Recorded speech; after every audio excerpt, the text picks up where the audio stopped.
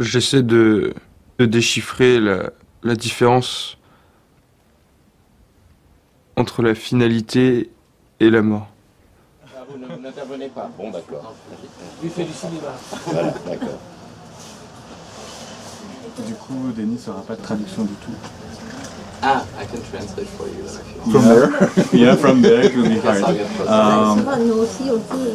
So I will sit over there. Oui, ce serait peut-être bien de faire Non, une traduction simultanée. J'ai un peu la pression parce que je suis très mauvais traducteur et je suis entouré des meilleurs traducteurs. Du coup, je vais juste garder l'heure. Voilà. Merci beaucoup d'abord aux intervenants d'avoir accepté notre invitation ce soir, mais aussi au public de s'être déplacé pour cette rencontre relativement informelle, ne vous inquiétez pas, avec donc l'écrivain américain d'origine américaine Dennis Cooper. Je précise d'emblée que cette rencontre est organisée dans le cadre de la sortie en France du film Permanent Green Light, que Dennis Cooper a co-réalisé avec Zach Farley, donc ici présent. Et que je remercie aussi d'emblée pour sa présence et le travail de traduction qui lui incombe souvent quand il se promène dans toute la France avec Denis. Alors de la traduction, il va d'ailleurs en être question aujourd'hui largement, car lorsqu'on a réfléchi au thème de cette rencontre avec Jean-Paul Hirsch, ici présent, responsable de la communication chez POL, que je me permets également de remercier vivement pour son engagement à nos côtés dans l'organisation de la rencontre d'aujourd'hui, eh bien, ce dernier a eu cette idée magnifique de réunir les traducteurs français de Dennis Cooper afin que nous nous interrogions autour de l'enjeu suivant: est-il possible de traduire Dennis Cooper en français? Alors, je suis particulièrement honoré à cet égard de compter parmi nous ce soir, dans un ordre parfaitement arbitraire, je le précise, Jean-Luc Mingus à mes côtés, l'un des tout premiers traducteurs de Dennis, puisque c'est à lui ainsi qu'à Didier Fourreau, qu'on doit la version française.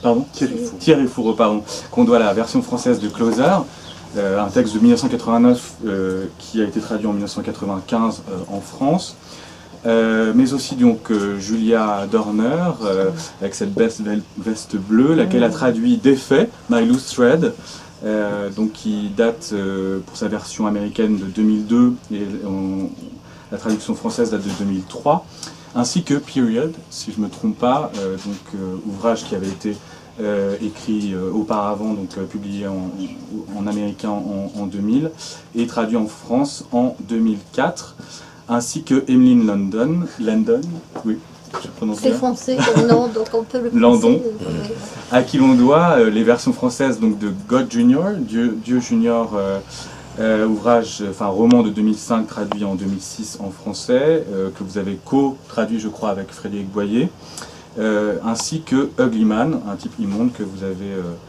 traduite toute seule en 2010.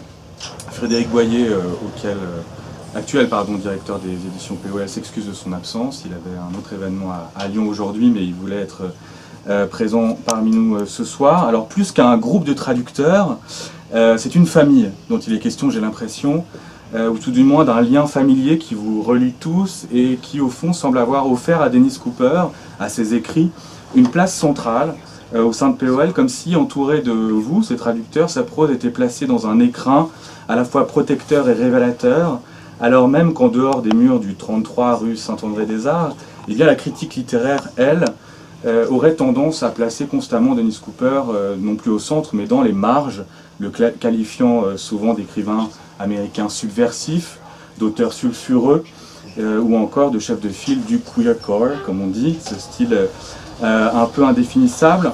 Alors tout cela, il est d'ailleurs peut-être, mais ça n'est pas le sujet aujourd'hui. Notre discussion doit plutôt nous permettre d'y voir plus clair sur la traduction, la potentielle traduction des ouvrages de Dennis dans notre langue. Et ce terme de traduction, peut-être on peut y voir deux significations.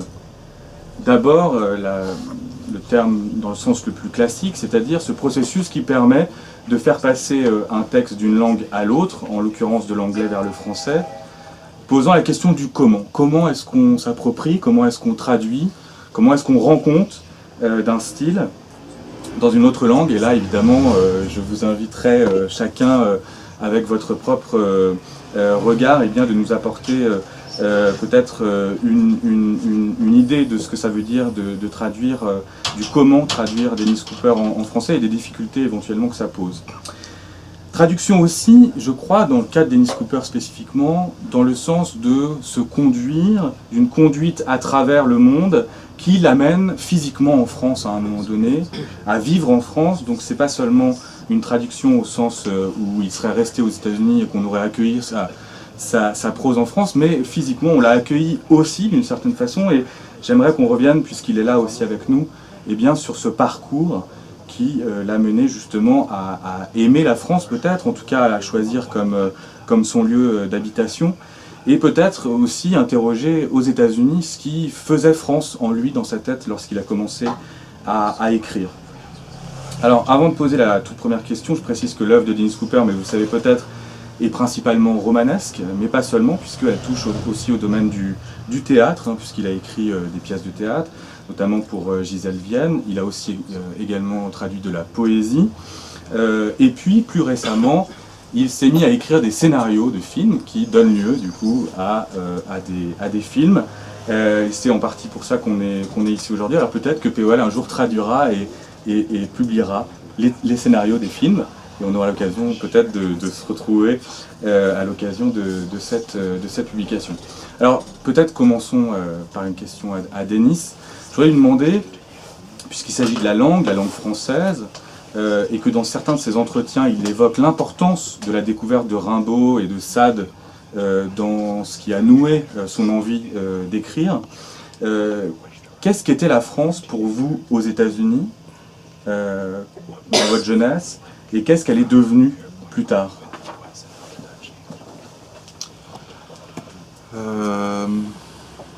Hi.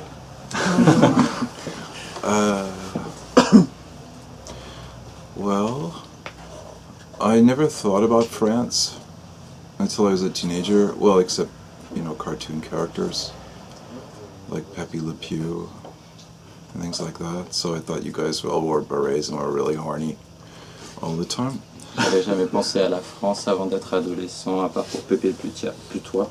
Je pensais que vous étiez surexcité. Which is what most Americans think you are, even now. But yeah, when I was 15, I discovered literature, and because I didn't ever read, and it was all French literature. I read Rimbaud and Sade, and then I just got caught up and I read everything that was translated at that point. J'ai découvert la littérature à 15 ans. Et je suis obsédé rapidement, donc j'ai lu tout ce qui était traduit. So, yeah, so I mean, my idea of France was that, and also that was a time of when French film was very, very strong. So, you know, I was reading French literature and I was going to see, you know, Godard and Bresson and films and things. So my impression of France was always that it was like a place of like enormous enlightenment and style, and so it's always been, since I was a teenager, like my dream place, my kind of ideal, kind of utopia or something. Et je voyais aussi beaucoup de films français, et à partir de là, c'était toujours pour moi une sorte d'utopie, la France, et j'ai toujours voulu y aller. Yeah, and then I was very influenced by French literature, by French fiction. But of course by the translations of French fiction, so I don't know how close the influence was from the actual books. Et j'étais très influencé par la littérature française, bien qu'au travers des traductions qui en étaient faites aux États-Unis. Donc je ne sais pas à quel point c'est vraiment la littérature française qui m'a influencé. Right. So that's, I think, the question answered. Yeah. So you talked about I mean, you answered the first part of the question. Oh, what was the rest of the question? And how did you, I mean, how it come that you chose France also as a location to live afterwards? Oh. I had always wanted to. Always. Till it was like a dream to live here. And the reason it happened when it happened was that there were couple things. I was in love with someone who was Russian, who could not get a visa to the United States but could get a visa to France, and he could come here, So I came here because this is where we could be together. J'ai toujours rêvé de vivre en France, mais une des raisons pratiques qui a déclenché le déplacement, c'était que j'étais amoureux de quelqu'un qui était russe et donc qui ne pouvait pas vivre aux États-Unis, mais qui pouvait peut-être plus facilement vivre en France.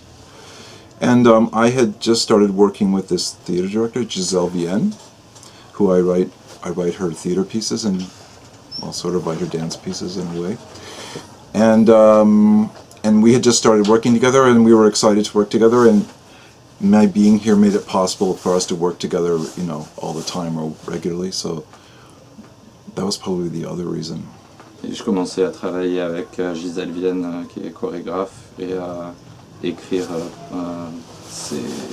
certaines de ses pièces de théâtre chorégraphiques.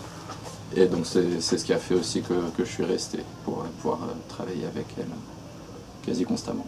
Yeah, so those are my excuses to finally come over here. Mm-hmm. Yeah. Et du coup, la prochaine question, c'est comment s'est nouée cette relation avec Paulo Tchaikovsky-Lawrence et peut-être avec les éditions POL en tant que telles. Comment s'est fait ce rapprochement-là?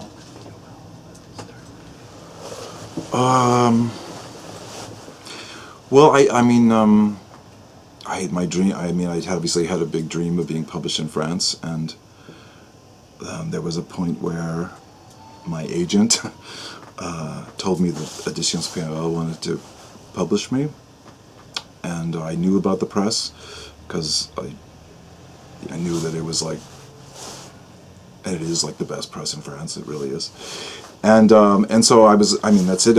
They wanted to translate me, and they very kindly brought me over like very early for my first book, and you know, showed me around and had people talk to me, and I don't know, it was just this very lucky thing because they don't publish very many American writers, so I've always felt extremely lucky because really there's like just very small number of American writers that they publish. I mean, and the ones, and it's like Harry Matthews and people that are just amazing. So j'avais toujours rêvé d'être publié en France, et un jour j'ai appris par mon agent que POL était intéressé, voulait traduire un de mes romans, et je connaissais POL de réputation, je savais déjà que c'était la meilleure maison d'édition en France, donc je me suis senti extrêmement privilégié à la proposition. Ils m'ont invité à venir à Paris, ils m'ont permis de rencontrer deux auteurs de la maison, et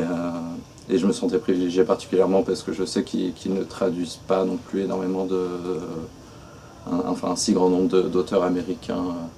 Le seul autre que je connaissais, c'était Harry Matthews, qui était traduit par POL. Donc c'était... Ok. best of questions. Yeah.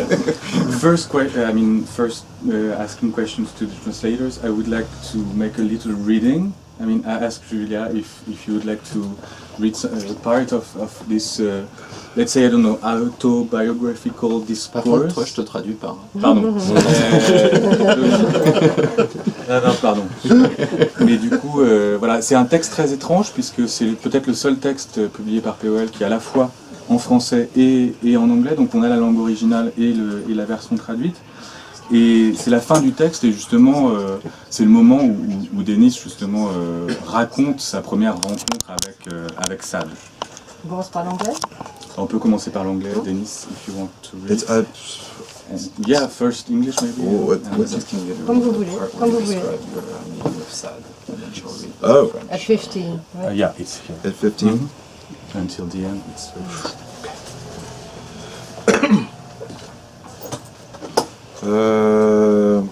At 15, I spent the summer with family friends in Washington, D.C., so I could work as a volunteer on the presidential campaign of a leftist Democrat named Eugene McCarthy.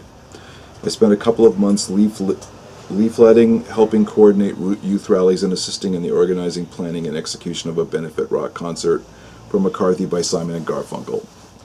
While there, I happened to find a copy of Marquis de Sade's 120 Days of Sodom on the bookshelf of the family I was staying with. I don't know what it was doing there, but I stole it and read it in secret, front to back, over and over. Discovering that book had the same intense effect on me, terrifying, erotic, thrilling, as the violence I'd witnessed and been a subject of, and the newspaper article that had attached my fantasies to the real world. I saw my fascinations legitimized as serious literature and subjects of philosophical musings. A few months before, I had discovered French literature and read Rimbaud, whose combination of defiance, genius, homosexuality, and youth had made him my hero and had given me the idea that I could become a writer too. Reading Sade, whose subject was a kind of brainier mirror of my internal world, cemented the decision to devote my life to writing. I began to write about my fascination in a crude, adolescent way, a la Sade. A la Rimbaud, I began to see my earlier and ongoing experiments with drugs as a strategy to raise my consciousness and improve my writing abilities. That fall, I wrote an 800-plus page, pornographic, extremely violent, no doubt really dreadful novel, heavily influenced by the 120 Days of Sodom. As I recall, it began with an event at the school I was attending, a private all-boys school. It was a party or assembly of some sort. The school faculty whipped out guns, organized the boys into small family-like units around a particular teacher's, obviously a la 120 Days of Sodom. Then, following Sade's novel's trajectory, they fucked us, humiliated us, tortured us, and murdered us. I burned the novel after my mother told me she'd been secretly reading my diary every day for months, and I feared she'd find the novel. My diary also detailed my fantasies and obsessions and described my romantic and sexual relationships with a number of boys, as well as the things I wished I could do to them. I was suddenly outed as a sick person and forced to see a psychiatrist. I don't know why, but after seeing the psychiatrist for about a month, I'd convinced him that I was cool with my gayness and that my fantasies were just some strange phase I was going through. The fact that I so easily convinced him that I was sane, and the fact that my mother was satisfied with his satisfaction, and that I did not have to renounce the extreme things I had imagined and written down and which were now public knowledge, made me the artist I have turned out to be, for better or worse.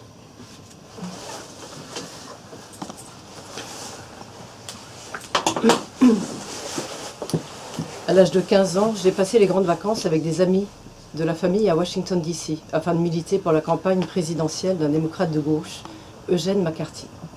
Pendant 2 mois, j'ai distribué des tracts, j'ai aidé à organiser des rassemblements de jeunes, j'ai participé à l'organisation, à la planification et au bon déroulement d'un concert de rock de Simon & Garfunkel au bénéfice de la campagne de McCarthy. Alors que j'étais dans cette famille, j'ai trouvé dans la bibliothèque un exemplaire des 120 journées de Sodome du marquis de Sade.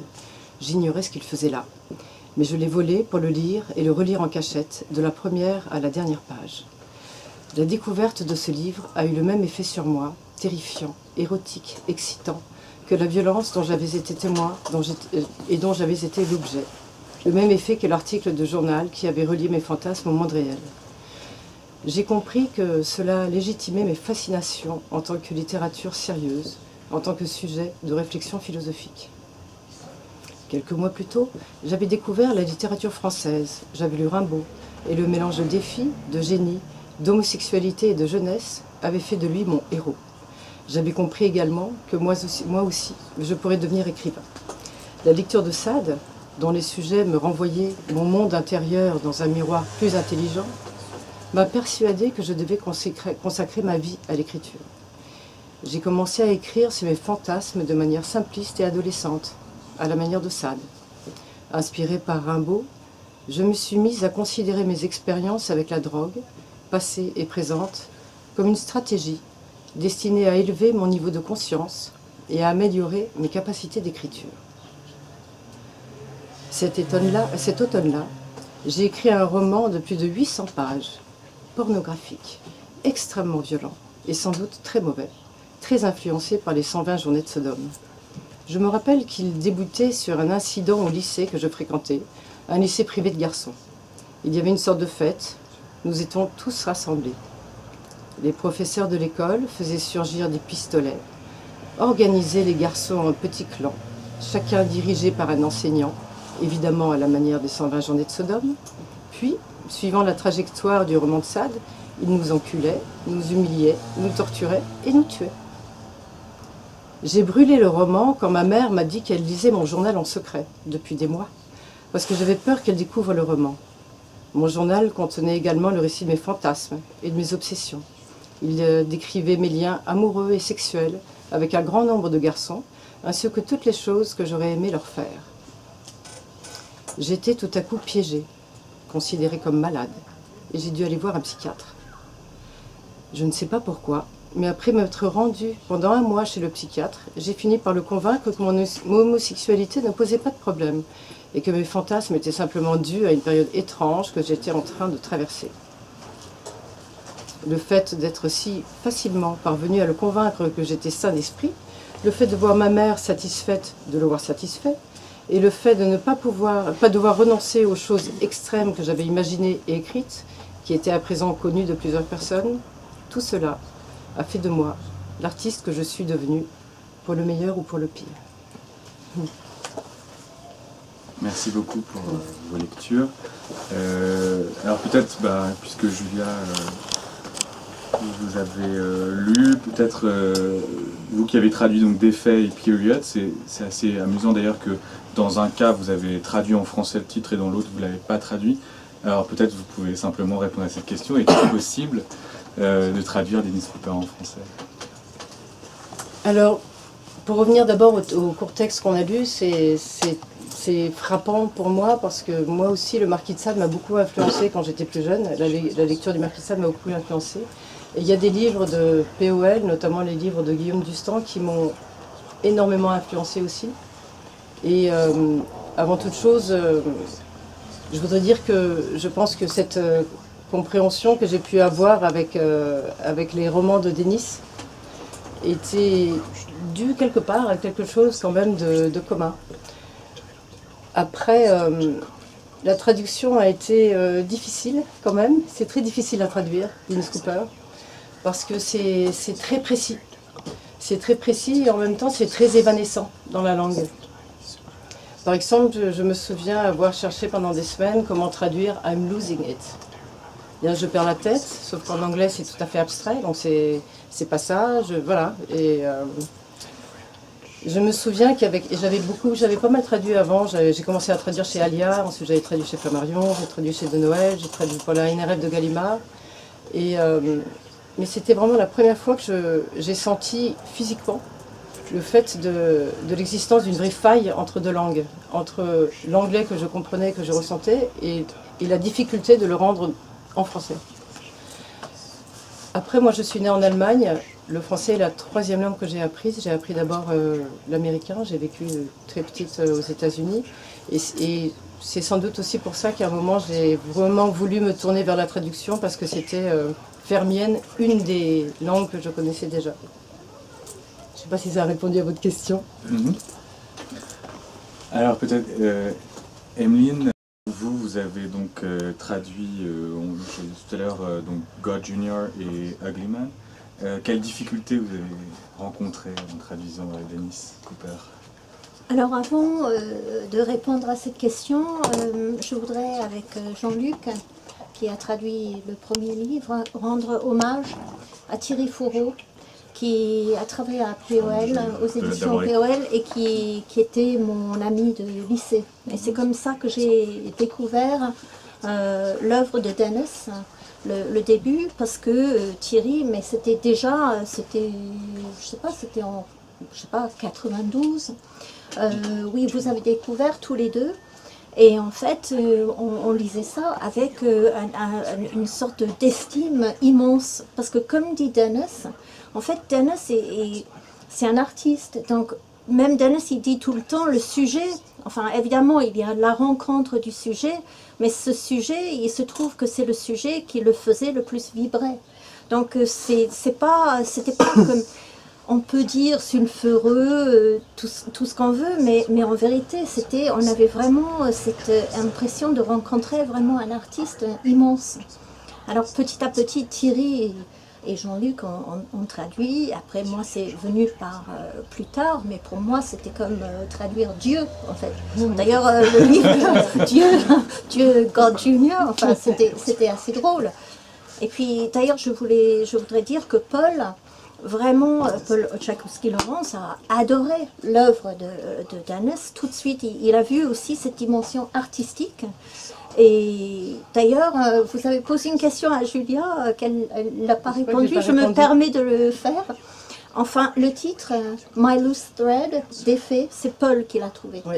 Et il était ultra fier de ça. C'était pour, c'était vraiment très, parce que c'est vrai, Period, il y a Frisk, hein, il y a plein d'autres titres qui ne sont pas. Les premiers n'étaient pas. Oui. Les premiers Mais devaient rester tels qu'ils étaient. My Loose Thread, il fallait quand même, bon, on ne pouvait pas trop publier un livre français avec, et il était ravi de ça. Alors en fait, donc moi je suis venue, après j'ai traduit toujours parce que je trouve que l'œuvre de Dennis c'est un peu comme une mer. Si on voit la mer, elle est extrêmement limpide, mais elle est faite de plein de couches. Et il faut, moi j'entends dans sa langue un côté même élisabétain. Il y a toutes les références, Dennis aime bien citer ces références assez adolescentes ou de choses comme ça, mais il n'y a pas que ça, il y a une multitude de choses qu'on peut rencontrer dans chaque phrase. D'ailleurs, tout cela culmine totalement avec le dernier livre, Le Fol Marbre, The Marble Swarm, qui, par rapport à la traduction, qui est une sorte de... c'est complètement de la folie. Mais nous tous qui avons traduit Dennis, on a chacun vécu cette aventure, et Paul aussi. Et Frédéric Boyer, d'ailleurs aussi, qui n'est pas là, qui a également traduit la poésie, hein, parce que c'est une œuvre complètement multiforme, et c'est avant tout une création artistique.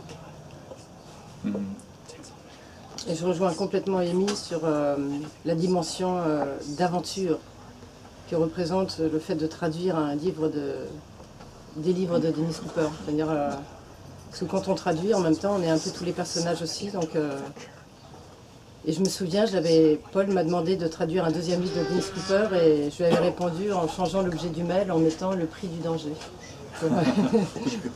Alors vous, Jean-Luc Mingus, donc vous avez été le premier, même si vous êtes le dernier à parler aujourd'hui, mais le premier à vous attaquer, j'ai envie de dire, à l'œuvre. Ça a été une sorte de pari stupide, en fait, parce que Paul avait confié à Thierry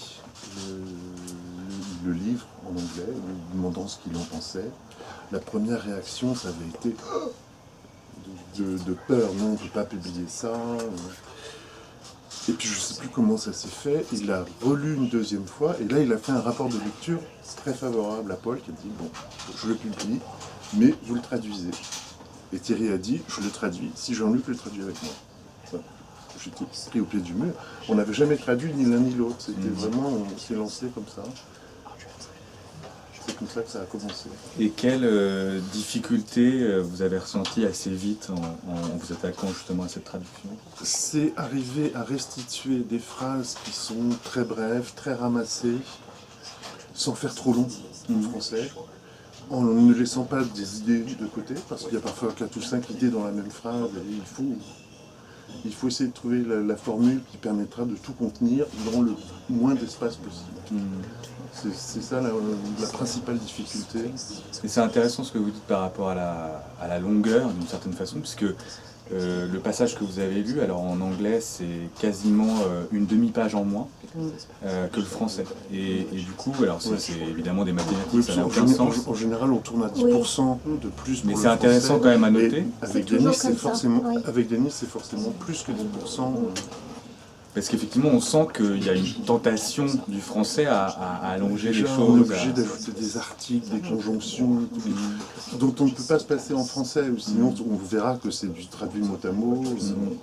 Et l'efficacité de l'anglais, même dans la lecture, on l'a entendu, est difficile à rendre compte en français. C'est-à-dire que quelque chose de plus sharp en anglais qu'en français, où ça se relâche plus. Oui, il y a des choses absolument cristallines qui traversent.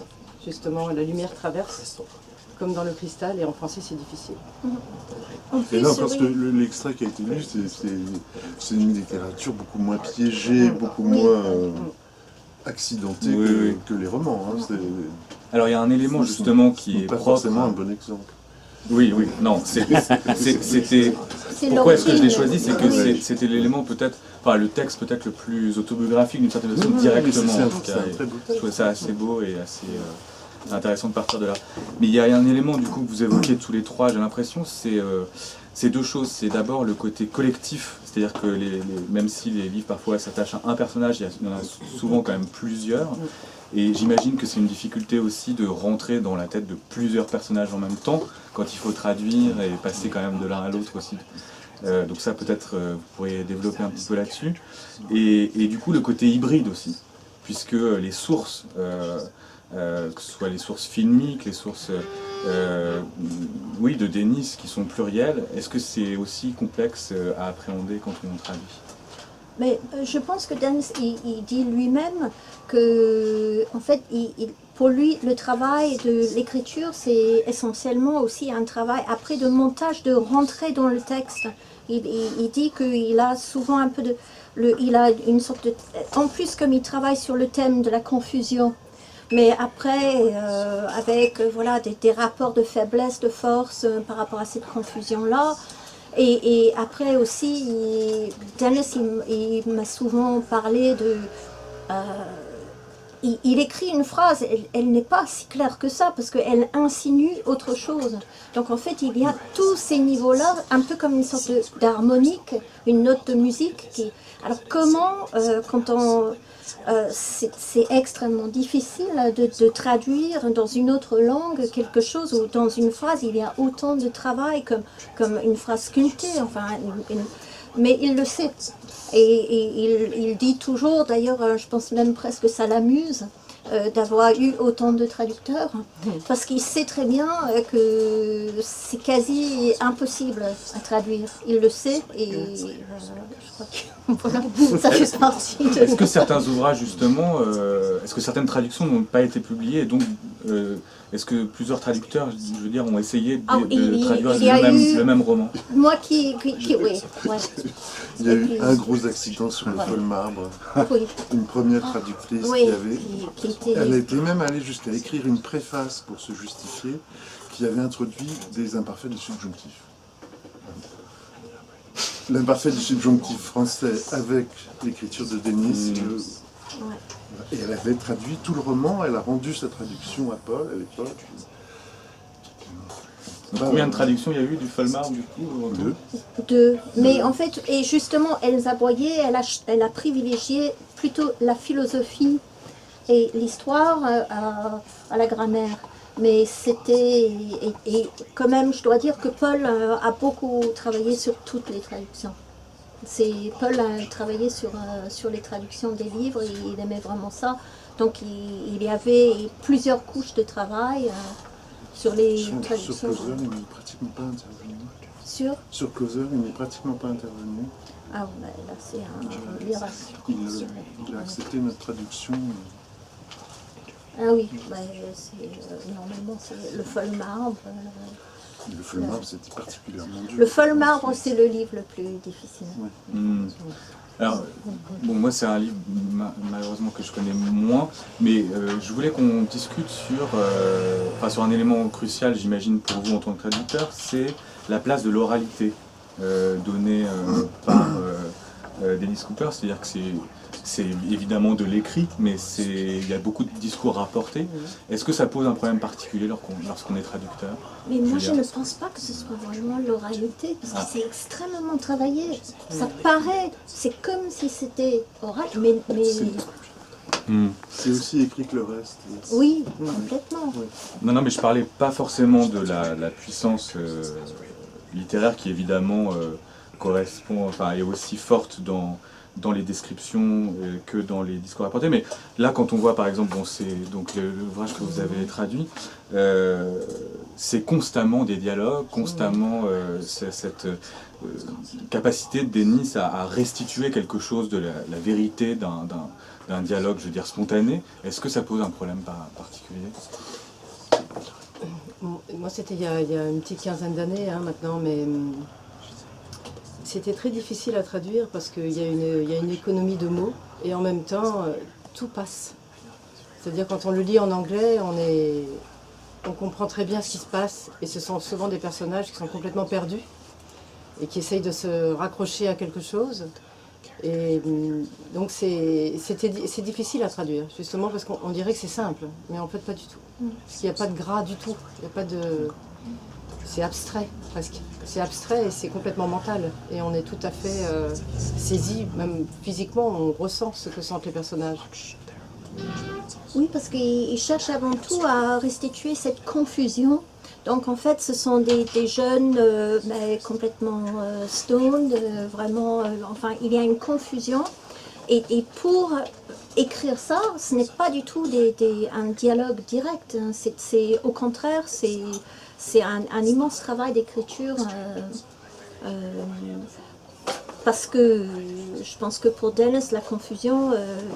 il dit, je te cite là, où tu disais que pour restituer la confusion, il faut qu'il y ait quelque chose de très moral au fond. Donc on ne peut pas juste prendre des paroles confuses, des paroles il y a toujours quelque chose vraiment à l'intérieur de ces personnages qui sont en quête d'une sorte absolue. La confusion fait sens et on sent qu'ils perdent des pédales, quoi. C'est ça qu'on ressent vraiment. Donc quand on traduit des personnages, qui sont complètement en train de perdre les pédales. Et on doit perdre les pédales. Et on doit perdre les pédales. Ah, oui. Est-ce que vous avez été chercher à l'intérieur de vous-même la femme ou l'homme de 16 ans ou 17 ans qui parlerait comme les personnages parlent? Est-ce que c'est facile d'aller chercher aussi profond? Non, pas du tout. Non, ça demande un gros effort. Surtout quand on est deux à traduire. En ce qui me concerne, on était deux. Et donc il y avait deux perceptions qui se heurtaient, parce qu'il y avait les différences qu'il y avait entre nous deux, même si on était amis très proches. Il y avait des différences de perception, de réaction à ce qui était écrit sur la page. Donc il partait des fois il fallait se resserrer pour... Et on écrivait une ligne que quand on était parfaitement d'accord dessus. Donc ça a pris du temps. C'est pour ça que ça a pris 2 ans la traduction. Mais quand on rentrait dans une phase de délire du personnage, ça y est, c'est parti. Et du coup, les scènes de violence sexuelle paraissaient presque plus faciles à traduire. Il suffit de boire un bon verre d'alcool et on s'y mettait. Allez, c'est parti pour la torture. Vous avez aussi eu une expérience d'alcool pendant vos phases de traduction? Ça, je me souviens pas, mais c'est quand même des personnages qui ont des... Enfin, il y avait des personnages dans les 2 livres que j'ai traduits qui avaient des fantasmes sexuels meurtriers tout le temps. Donc c'est tout le temps le sexe hardcore, le meurtre, et aussi quand même un petit peu le suicide du coup. Parce qu'ils perdent la tête. Ils se rendent compte en même temps qu'ils perdent la tête. Ils n'ont pas forcément un vocabulaire très riche non plus pour dire qu'ils perdent la tête, mais ils sentent qu'ils perdent la tête. Parce qu'ils sont très jeunes, donc ils n'ont pas non plus la maturité, etc. pour se rendre compte. Mais en même temps, ils sont très proches de leurs propres limites. Et ça, on le sent. Moi, je sais qu'il y avait un personnage qui jouait avec un pistolet. Et je m'étais acheté un pistolet en plastique que j'avais mis sur mon bureau à côté de mon ordinateur en me disant ça va m'aider quoi. Genre ok, je suis vraiment dedans, je vais le mettre en acte maintenant. Je suis là, je vis avec ces personnages. Et j'ai mis ce pistolet en plastique sur mon bureau pendant pas mal de temps hein, parce que c'était là et parce que c'est difficile à porter, hein, mine de rien. Enfin, on est vraiment dans un... Et en même temps c'est tellement bien fait que tout est si vrai. On le ressent complètement. Même si c'est loin de nous, hein. Moi j'ai pas de fantasme sexuel meurtrier par exemple, quelque part, évidemment c'est la traduction, mais quand on traduit, on le vit. Ouais. Vous aussi, vous avez vécu cette traduction à chaque fois? Oui, mais je l'ai vécu aussi dans la langue. Donc il y avait, bon, à la fois, il y avait ce travail commun avec Frédéric Boyer, ensuite après avec Paul, mais c'est... Finalement, ça devenait abstrait. Et c'était... Oui, je pense que même Dennis, il dit ça aussi parfois, que c'est une sorte d'abstraction. En fait, il part de ce qui l'interpelle le plus au monde, donc cette opposition entre sexe et violence. Et c'est sa matière. Et sa matière, finalement, ça peut être presque un peu... n'importe quoi. Enfin, il suffit de vraiment s'impliquer complètement dedans et c'est ça qu'on ressent. Donc moi, quand je l'ai traduit, j'étais surtout dans cette sorte de plongée, plongée artistique dans l'œuvre, dans la phrase, oui, mais bien sûr, après, on riait. Voilà, des fous rires. Ma fille était très petite à l'époque. Elle entrait dans la pièce, elle voyait ce qu'on traduisait. C'était assez cocasse comme situation, mais justement, c'était excitant. Voilà, ça donnait des frissons. C'était merveilleux. Enfin, une vraie aventure. And you, Denis, how do you? I mean, did you read in French your books afterwards? Like, did you French is terrible. check? No.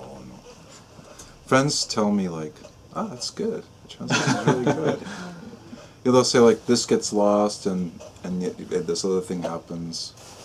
You know, they try to explain to me like what gets lost, because I know like because now we're doing the films and we read them in English and we translate them into French, so I know now, because working that way, like you lose certain things and you gain these other things, and I have a better understanding of how one transforms things and makes them do the same thing but very differently. So. Mon français n'est pas assez bon pour lire vraiment les traductions, mais mes amis me parlent des différences qu'ils perçoivent entre l'anglais et le français.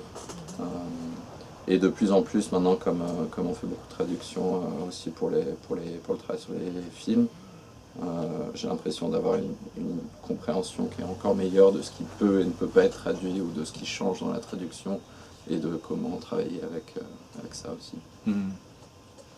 Et c'est ça qui est intéressant du coup aussi quand on part de la littérature et qu'on arrive au cinéma, c'est que Denis a essayé par la littérature de transcrire quelque chose de ce qu'on peut appeler l'oralité d'une certaine façon. Cette oralité qui par le cinéma va redevenir orale, mais sous une forme très abstraite. Vous le verrez tout à l'heure si vous nous suivez pour la projection, vous verrez à quel point le naturel n'est absolument pas recherché. C'est-à-dire que pour le coup, on retrouve cette abstraction dont vous parliez, c'est-à-dire c'est une oralité qui est comme traduite par les mots et qui en image apparaît comme quelque chose effectivement à la fois de très fort, de très strict, de très abstrait et de très évanescent dont vous parliez tout à l'heure. Alors peut-être, I leave the floor to the audience. Peut-être il y a des questions, des remarques à Denis ou au traducteur que vous auriez envie de poser. C'est le moment. Non? Oui? I have a question for you, Denis.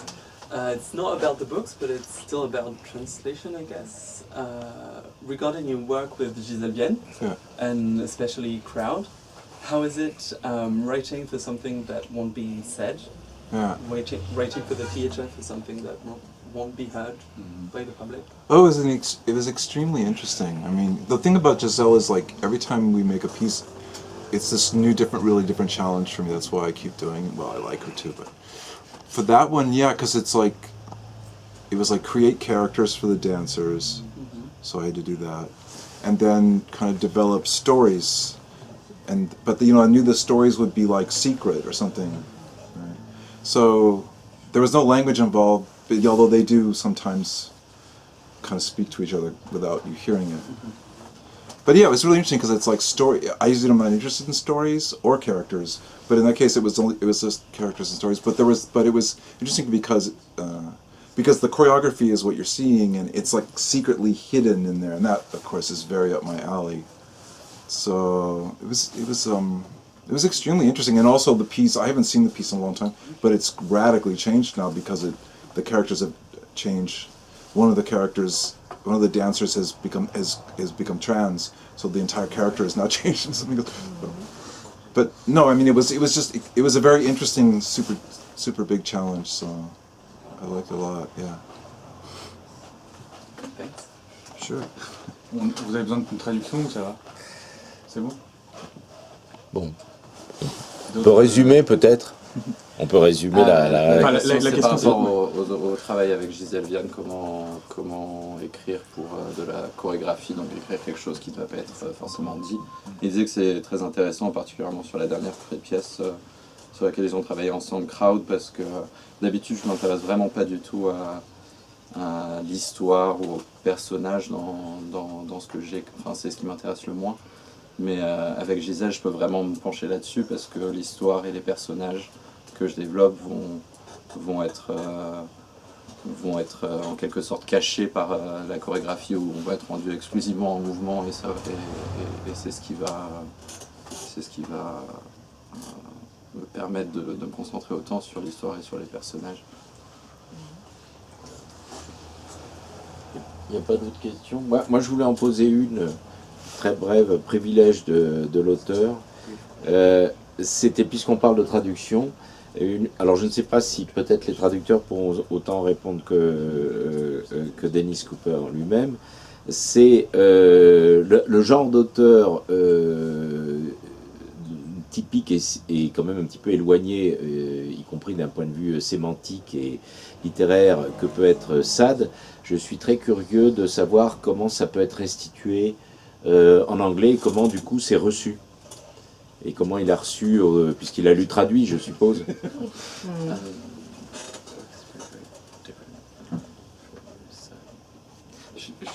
pouvez m'aider peut-être. Sur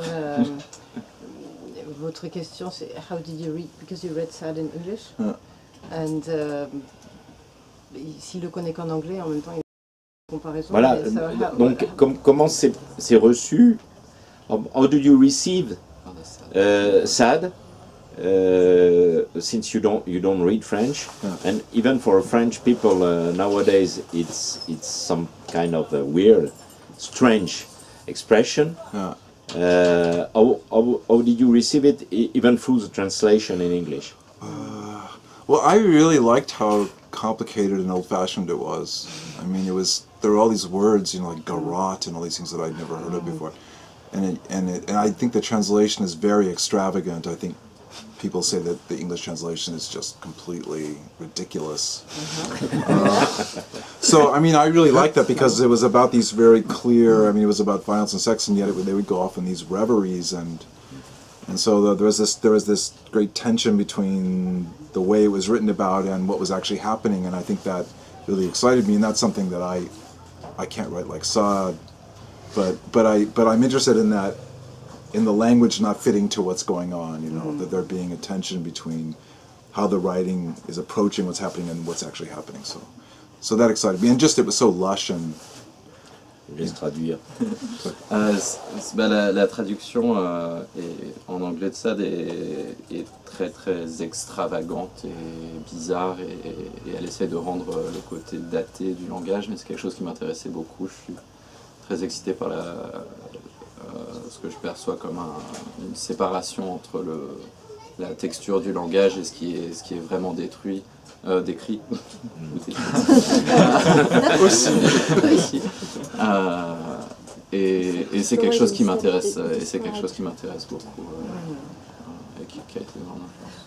Mais si je peux me permettre, le dernier roman de Dennis, The Marbled Swarm, ou Le Fol Marbre, joue complètement avec ça, parce que en fait, et c'est extrêmement complexe, parce que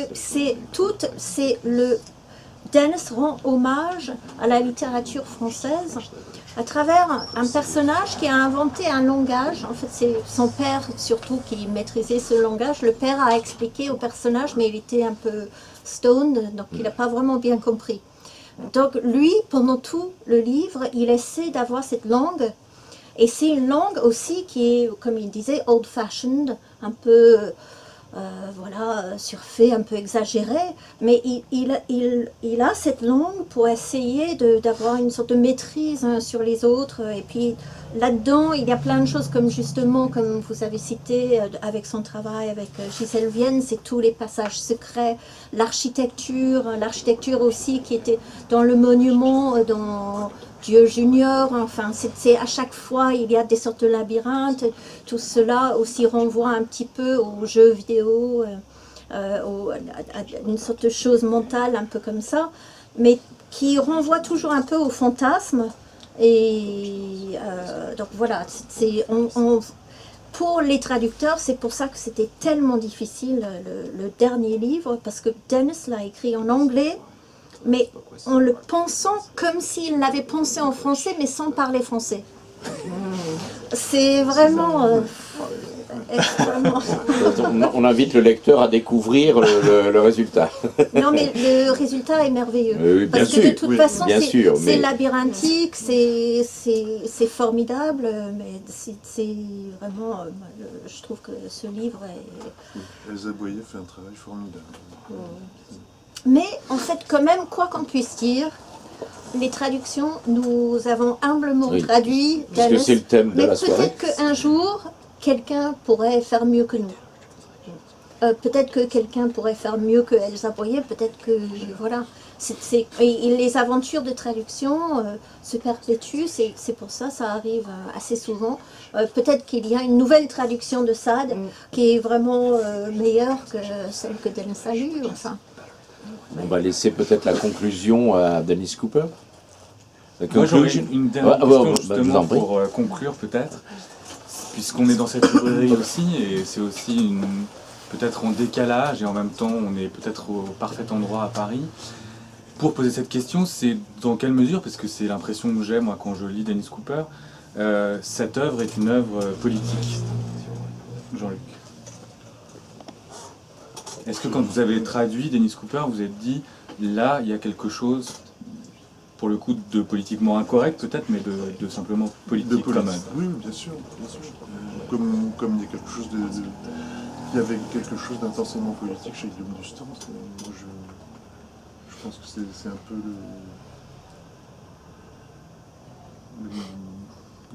non pas le même positionnement, mais il y a des choses assez similaires, effectivement. Je propose donc en conclusion de poser la question à Dennis Cooper lui-même. Il connaît peut-être cette phrase assez connue, qui est d'ailleurs le titre d'un court texte de Sade, qui s'appelle « Français, encore un effort pour être républicain ». Alors, quel effort sollicite-t-il de ses lecteurs anglo-saxons et en vue de quoi?